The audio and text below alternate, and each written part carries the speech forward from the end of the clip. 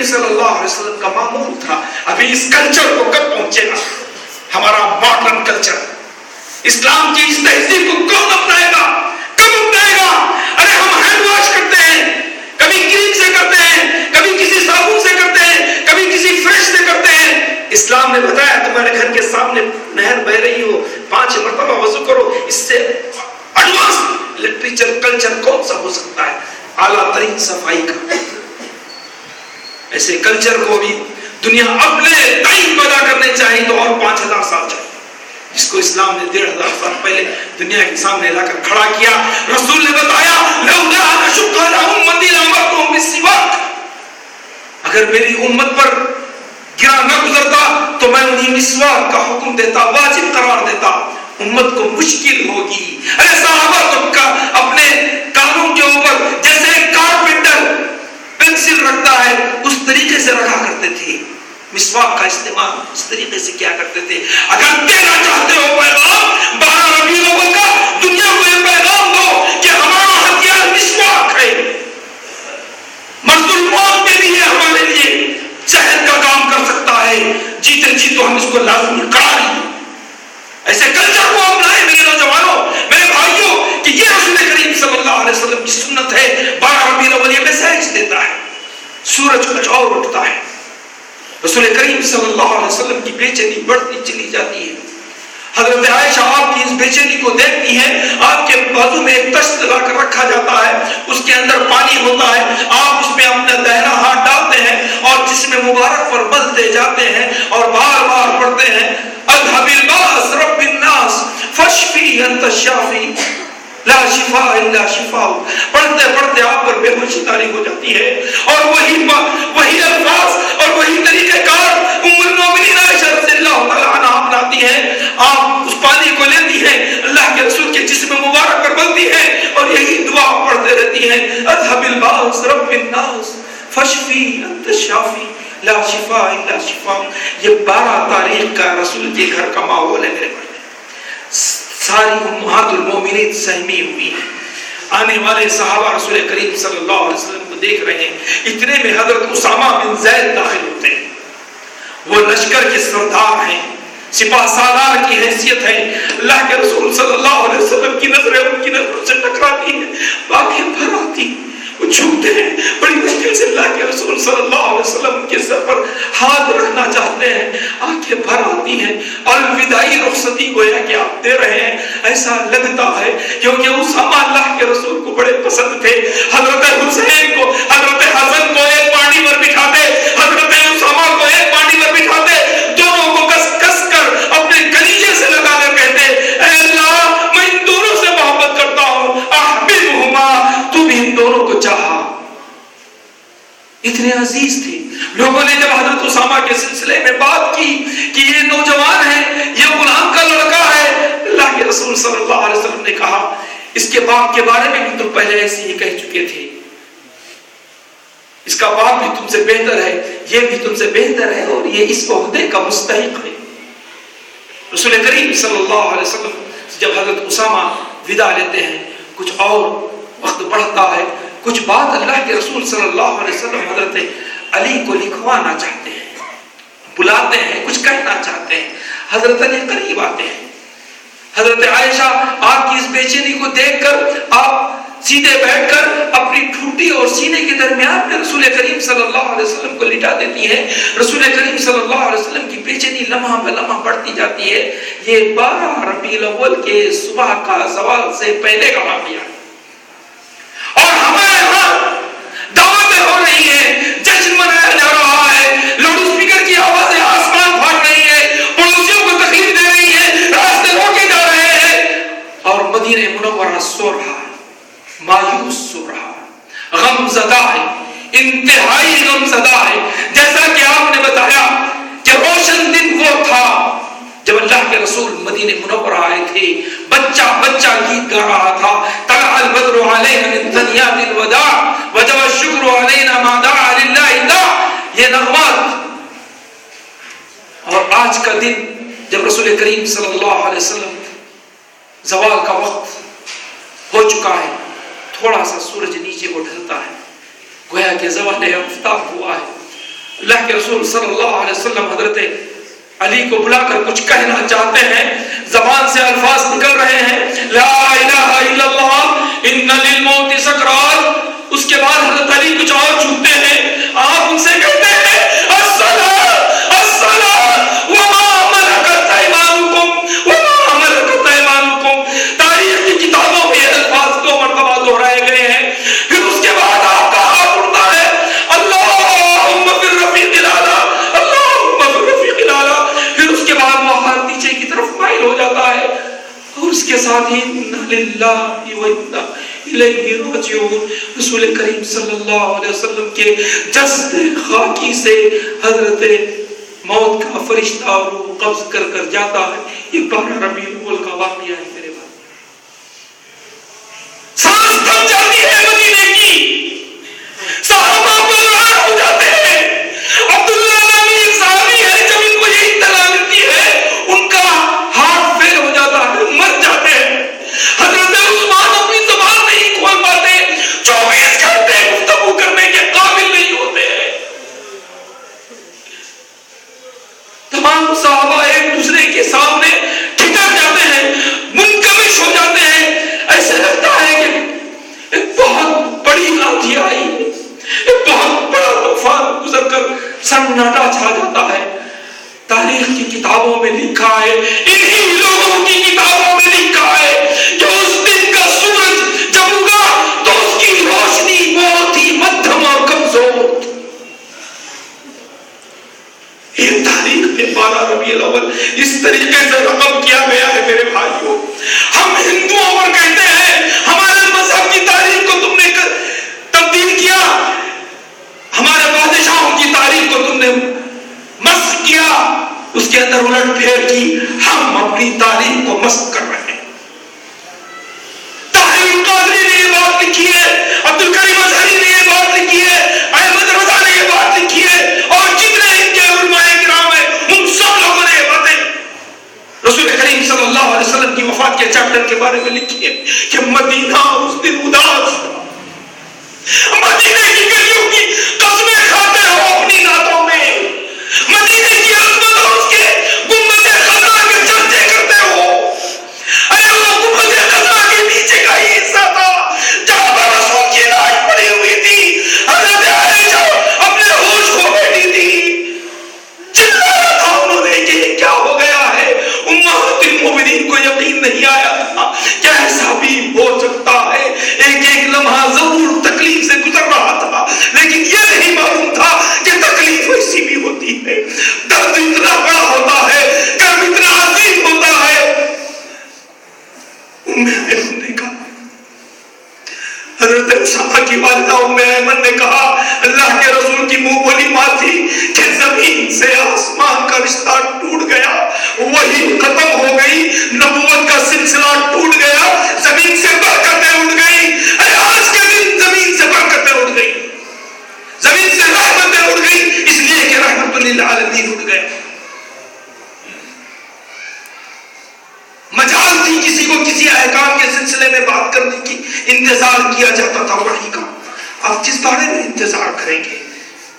پریشان تھے صحابہ کو کیا کیا جائے، رسول کو کیسے نہلایا جائے، کچھ سمجھ میں نہیں آ رہا تھا۔ وحی کا ذریعہ منقطع ہو رہا تھا، جس کو نہلانا تھا اس کے بارے میں کوئی حکم شریعت میں موجود نہیں تھا۔ کیا کیا جاتا، کون اجتہاد کرتا؟ آسمان سے آواز آئی، کتابوں میں لکھا ہے میرے بھائیوں، آسمان سے آواز آئی خبردار نبی کو بے آبرو نہ کیا جائے، نبی کے جسم سے کپڑے نہ اتارے جائیں۔ نبی کو اس کے کپڑوں میں نہلایا گیا، یہ آسمانی حکم تھا، آسمانی آواز تھی۔ تمام صحابہ پر سکتہ طاری ہو گیا، قسم کی سکونت ان پر آئی۔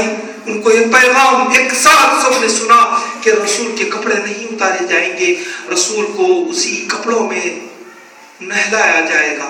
یہ 12 ربیع الاول کا واقعہ ہے میرے بھائی۔ حضرت عمر کے بارے میں آپ نے سنا، حضرت ابو بکر کے بارے میں آپ نے سنا، وہ سنا سے لوٹے تو اللہ کے رسول کی پیشانی پر انہوں نے بوسہ دیا۔ اس کے بعد یہ کہا اللہ کے رسول آپ پر اب دوسری موت طاری نہیں ہوگی۔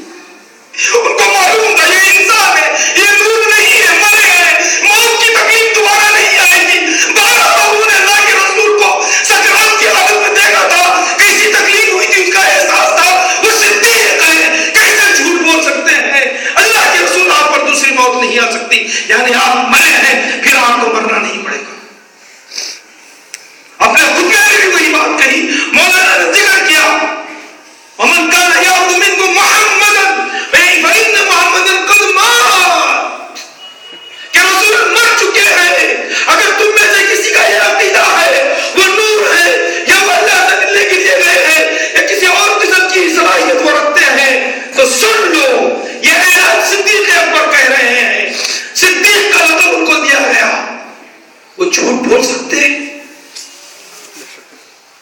تو صدیق کی بات پر ایمان نہیں لاتے؟ شیعہ ہو کیا؟ شیعہ نہیں مانتے صدیق کو. وہ کہتے ہیں ان کے ساتھ انہوں نے دھوکہ کیا. کیا ہم یہ بات مانتے ہیں کہ حضرت ابو بکر نے دھوکہ کیا تھا؟ لوگوں کو جھوٹ بول کہہ رہے تھے, اشارے کنائے میں یا بلاغت کی کوئی زبان استعمال کر رہے تھے کہ وہ مر گئے ہیں. اور اللہ زندہ ہے, اللہ نہیں مرتا. اللہ کو رسول کو ایک ساتھ بتایا انہوں نے, ہوش و حواس میں خطبہ دیا. آپ کو ایک بات بتانا بھول گیا میں, حضرت عائشہ کیوں رو رہی تھی؟ حضرت رسول کریم صلی اللہ علیہ وسلم کے بار بار کہنے کے باوجود کہ ان کو بلاؤ, وہ جانتی تھی امامت کا مقام و مرتبہ کیا ہے. اس مسلح پر کھڑے رہ کر 2 رکعت نماز پڑھانا, 17 رکعت کی امامت کرنا امامت نہیں ہے. امامت کا مطلب یہ ہے امت کے ہر فرد کا, ایک پیدا ہونے والے بچے سے لے کر قبر میں پیر لٹکائے شخص تک کی ہر طریقے کی نگرانی اور ذمہ داری امامت ہے. ہر طریقے کا دیکھ بھال, یتیموں کی ذمہ داری, بیواؤں کی ذمہ داری, نوجوانوں کی بے روزگاری اور جانوروں کی رعایت تک بھی کرنا امامت میں شامل ہے. یہ صدیقیت ہے, یہ عدالت ہے, یہ امامت کا مقام و مرتبہ ہے. یہ حضرت عائشہ جانتی تھی. حکمت میں, علم میں حضرت عائشہ کے مد مقابل کوئی صحابیات میں سے نہیں کھڑے رہ سکتا. امام زہری نے لکھا ہے کہ حضرت عائشہ کے علم کو جمع کیا جائے, ساری خواتین امت کے علم کو جمع کیا جائے تو حضرت عائشہ کے علم کا پلڑا بھاری رہے گا. وہ دانشور تھی, وہ سمجھتی تھی اپنے باپ کے مزاج کو, امت کے مسائل کو, کہ کیا مسائل ہو سکتے ہیں. ردت اللہ ابا بکر اللہ کہ کس طریقے کا حضرت رسول کریم صلی اللہ علیہ وسلم کے بعد تردید کا مسئلہ آیا, مانعین زکات کا مسئلہ آیا, ان کے لیے ایک حدید کی طرح, لوہے کی شدید فولاد کی طرح دیوار بن کر کھڑے رہنے والے ابو بکر تھے. یہ واقعات رسول کی اس موت کا حضرت ابو بکر صدیق نے اعلان کیا. اللہ کے رسول ہمارے گھر آتے ہیں, ہمارے گھر کو روشن کریں. یہ بات حضرت ابو بکر اس وقت کہہ سکتے تھے. کیوں رو رہے ہو, کیوں ہلہ مچا رہے ہو؟ بلکہ انہوں نے یہ آیت تلاوت کی سورہ انبیاء کی, وَمَا مُحَمَّدٌ إِلَّا رَسُولٌ قَدْ خَلَتْ مِن قَبْلِهِ الرُّسُلُ. یہ تو رسول ہیں, اس سے پہلے کے رسول گزر چکے ہیں. فَإِن مَاتَ أَوْ قُتِلَ انقلبتم, اگر وہ مر جائے یا قتل کیے جائے تو تم الٹے پاؤں لوٹ جاؤ گے, اپنا تیراپن دکھاؤ گے. ہم تیراپن دکھا رہے ہیں. رسول مر گیا ہے, ہم کہہ رہے ہیں مرا نہیں. توحید کے کلمات نہیں, یہ قرآن کہہ رہا ہے. فَإِنَّكَ مَيِّتٌ وَإِنَّهُمْ مَيِّتُونَ. سورہ زمر اٹھا کر دیکھ لیجیے کہ آپ بھی مرے اور سب بھی مرنے والے ہیں. فَالْمِتَّ وَهُمُ الْخَالِدُونَ. یہ سب قرآن کی وضاحت کی دلیل ہے. کہتے ہیں یا ہماری بات کہتی ہے قُلْ إِنَّمَا أَنَا بَشَرٌ, یا رسول نے کہہ دیجیے میں رسول ہوں, تو اس کی تعبیر یہ کرتے ہیں کہ رسول ہوں, میں ایک انسان ہوں. رسول اپنی عاجزی کا اختیار کر رہے ہیں, حقیقت وہ بشر نہیں ہے. اور یہ بات آپ کافروں سے کہہ رہے ہیں, یہ تعبیر کرتے ہیں. قرآن ساری انسانیت کے لیے نازل ہوا, صرف کافروں کے لیے نہیں, صرف مسلمانوں کے لیے نہیں. قرآن نے کہا یا ایھا الناس, قرآن نے کہا ان الانسان لفی خسر وما غرک الانسان بربک الکریم. یہ ساری باتیں انسانیت سے کہی گئی. تو رسول ڈوغلی زبان نہیں استعمال کر سکتا, وہی کے اندر ڈوغلاپن نہیں ہو سکتا کہ کافروں سے ایک بات کہی جائے اور اس کے بعد کہ آیت کو حذف کر دیتے ہیں, اس کا ذکر ہی نہیں کیا جاتا ہے. انما یوحی الیہ, رسول کے خصائص, رسول کے اوصاف مسلم ہیں. عام آدمیوں سے آپ کے اوصاف یقیناً مسلم ہے, اس پر کسی کی دو رائے نہیں ہے. جیسے رسول وصال صوم رکھا کرتے تھے, جیسے رسول صلی اللہ علیہ وسلم متعدد ازواج کیے تھے, یہ دوسروں کو اجازت نہیں دی گئی. عزیز بھائیوں, 12 ربیع الاول کو جب حضرت ابو بکر نے یہ تقریر کی تو حضرت عمر نے کہا مجھے ایسا لگا کہ میں پکڑنے کے باوجود, ایک ستون سے سہارا لینے کے باوجود, دیوار کو پکڑنے کے باوجود بھی میرے پیروں سے مٹی اور زمین کھسک رہی ہے, میں اپنے آپ پر قابو نہیں کر سک رہا. مجھے محسوس ہوا کہ یہ آیت ابھی اسی وقت نازل ہوئی ہے. صحابہ میں شعور جاگا. تصور نہیں تھا صحابہ کو علم نہیں تھا کہ اللہ کے رسول کو کیسا نہلایا جائے گا, کہاں دفن کیا جائے گا. یہ بات حضرت ابوبکر صدیق نے بتائی کہ اللہ کے رسول سے انہوں نے روایت کی کہ اللہ کے رسول نے فرمایا انبیاء کی تدفین وہی ہوتی ہے جہاں ان کی وفات ہوتی ہے. اسی لیے رسول کریم صلی اللہ علیہ وسلم کو حجرے نبوی ہی میں تدفین کیا گیا, اسی جگہ پر تدفین کے لیے. صحابہ میں یہ بھی معاملہ پڑا ہوا تھا, کوئی کچھ کہہ نہیں پا رہا تھا قبر کیسی کھودی جائے. یہ 12 ربیع الاول کو قبر کھودنے کی بات ہو رہی ہے, گلے بنا کر بمبو گاڑنے کی بات نہیں ہو رہی ہے, رسول کی قبر کھودنے کی بات ہو رہی ہے. اگر رسول زندہ ہے ہم اس کو دفن کر رہے ہیں تو توہین ہے رسول کی کہ جیتے جی ہم نے رسول کو دفن کیا. صحابہ کے اندر گفتگو ہو رہی ہے کیسی قبر کھودی جائے. حضرت عمر اپنے ہوش کو سنبھال کر کہتے ہیں, حضرت عباس حکم بھیجتے ہیں, 2 صحابہ قبر کھودنے والے تھے, حضرت ابو طلحہ رضی اللہ تعالی عنہ اور حضرت ابو عبیدہ جراح رضی اللہ تعالی عنہ. حضرت عمر نے کہا کہ پیغام بھجوایا جائے. حضرت عباس 2 آدمیوں کو بھجواتے ہیں کہ کون کیسی قبر کھودتا ہے. حضرت طلحہ بغلی قبر کھودا کرتے تھے, لہدی کہا جاتا ہے. اللہ کے رسول کو بھی لہدی قبر پسند تھی اور یہ اہل مدینہ کا مزاج تھا. اور ابو عبیدہ سیدھی قبر کھودتے تھے اور یہ مکے والوں کا مزاج تھا. تو رسول کریم صلی اللہ علیہ وسلم کی اس قبر کھودنے کے لیے جو پہلے آئیں گے اس طریقے کی قبر کھودی جائے گی. پیغام پہنچایا تو ابو عبیدہ بن جراح گھر پر نہیں تھے, ابو طلحہ موجود تھے. آئے, انہوں نے سب سے پہلے اللہ کے رسول کی قبر بغلی قبر کھودی. یہ 12 تاریخ کو قبر کھودی گئی, جھنڈے گاڑنے کے لیے گڑے نہیں بنائے گئے. حجرہ نبوی میں, حجرہ عائشہ میں وہ قبر کھودی گئی, حدیث کی روشنی میں کھودی گئی کہ حضرت ابوبکر صدیق کی یہ حدیث ہے, کیسے جھٹلا سکتے ہیں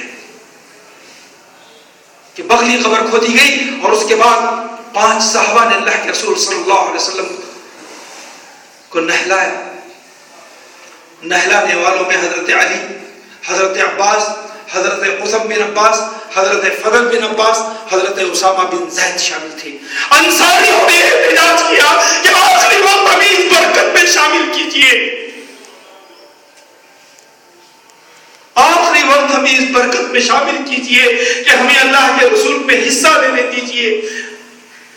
حضرت ابوبکر نے کہا کہ کسی کو اجازت نہیں دی جائے گی. بن خولی کو ایک اجازت دی گئی, وہ صرف کمرے میں داخل ہوئے. اس کے بعد کمرہ لگا دیا گیا, وہ پانی ڈال رہے تھے. حضرت علی اللہ کے رسول کے سینے سے چپٹا کر رو رہے تھے, روتے روتے کہہ رہے تھے کہ اللہ کے رسول آپ نے فرمایا کہ آپ نے منع کیا کہ نوحہ نہ کریں, آنسوؤں کو نہ بہائیں. اگر یہ اجازت ہوتی تو ہمارے سمندر تھے, ہم بہا دیے جاتے. یہ 12 ربیع الاول کا واقعہ ہے. سناؤ ہمارے بچوں کو جو نادان ہیں, جن کے ذہنوں کے اندر یہودیت کی سازش بھری جا رہی ہے, شیعت کا پیغام دیا جا رہا ہے. ہم نے انبیاء کی اس تعلیم کو, رسول کی اس تعلیم کو کہ ان کی قبر کو سجدگاہ نہ بنا لیں لیکن ان کے مولد کو اس سے بڑھ کر بنائیں. 12 ربیع الاول کا یہ دن مدینے کی تاریخ میں سب سے تاریخی دن تصور کیا جاتا ہے. سارے بازار بند تھے, سارے صحابہ کے ہوش اڑ گئے تھے, کسی کو کسی کا ہوش نہیں تھا. 24 گھنٹے تک حضرت عثمان کی زبان نہیں کھل سکی تھی اور اس قبر میں اترنے والوں میں 4 صحابہ موجود ہیں. یہ کیا ہے؟ یہ حقائق نہیں, نور چھپتا نہیں ہے. لیکن یہاں کیسے دفن کیا گیا؟ دفن کرنے کے بعد, دفن کرنے میں حضرت علی شامل تھے, حضرت عباس شامل تھے, حضرت فضل بن عباس شامل تھے, حضرت عبد الرحمن بن عوف شامل تھے. حضرت انس رضی اللہ تعالیٰ عنہ جب تدفین کی بات لوٹے تو حضرت فاطمہ نے کہا تم میرے باپ کی قبر پر منو مٹی ڈال کر آ رہے ہو, وہ کیا تسلی ہوئی؟ کیسے کہہ سکتی ہے ایک بیٹی اپنے باپ کے بارے میں؟ یہ 12 ربیع الاول کے دن ایک بیٹی نے چلا کر کہا. ہر صحابی نے, ہر صحابیہ نے درد بھرے اشعار پڑھے. حضرت فاطمہ نے اللہ کے رسول کی قبر کی کیفیت کو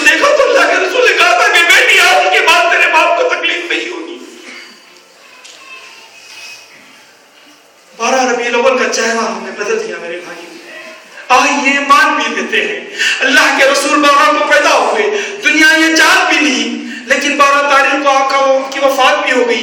मेरे घर मेरा एक बच्चा पैदा होता है, मेरा एक जवान बच्चा मर जाता है, मेरा एक ऐसा होनहार बच्चा बन जाता है जो मेरे खानदान का सहारा है, जो मेरा सहारा है, जो रोजगार का सहारा है, जो मेरा मुती व फरमाबरदार है। मैं उस बेटे की खुशी मनाऊंगा जो पैदा हुआ है, या वो बच्चा जो मेरा जवान मर गया है मैं उसकी तदफीन में मसरूफ रहूंगा।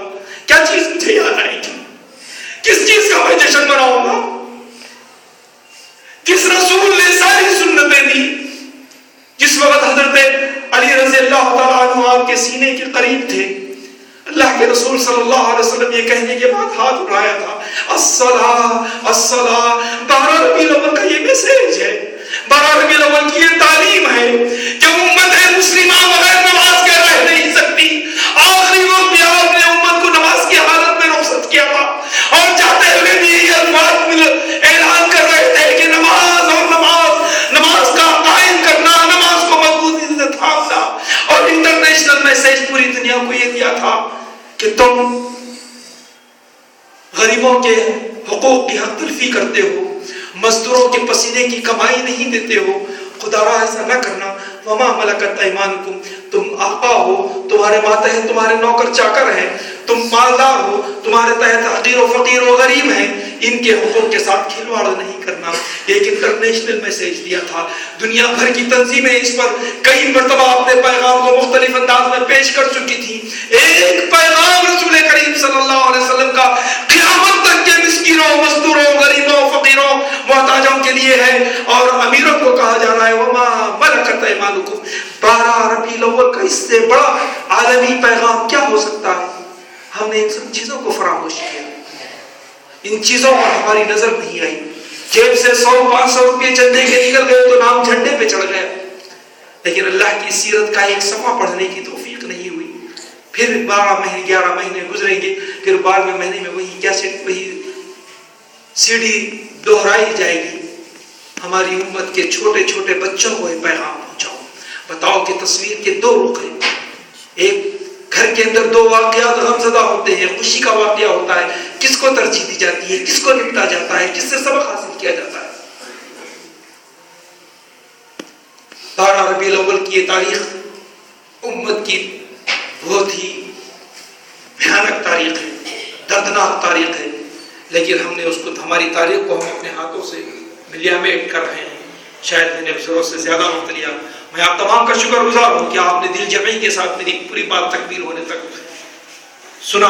अल्लाह तबारक तआला हम तमाम को जो इस मजलिस में जमा है, तमाम की मग़फ़िरत फरमाए, और इस जिम्मेदारान को जो उन्होंने यहाँ पर प्रोग्राम कर दिया है उनको भी अजर जज़ील से, अजर अज़ीम से नवाजे। जिन उलमा ने यहाँ पर खिताब किया है, अल्लाह तबारक तआला उनको सेहत व आफ़ियत के साथ दावत व तबलीग के काम में बहुत बढ़ चढ़ कर हिस्सा लेने की तौफ़ीक़ अता फरमाए। मैं जो कुछ कहा उस पर मुझे अल्लाह तबारक तआला पहले अमल करने और मेरी बात को दूसरों पर असरअंदाज होने की तौफ़ीक़ अता फरमाए। हुआ तकरीर का असर तो मेरा कमाल नहीं, मैं कहाँ बोला, मेरा खुलूस मुखातब था। वाखिर दावाना अल्हम्दुलिल्लाहि रब्बिल आलमीन। अस्सलामु अलैकुम व रहमतुल्लाहि व बरकातुहू।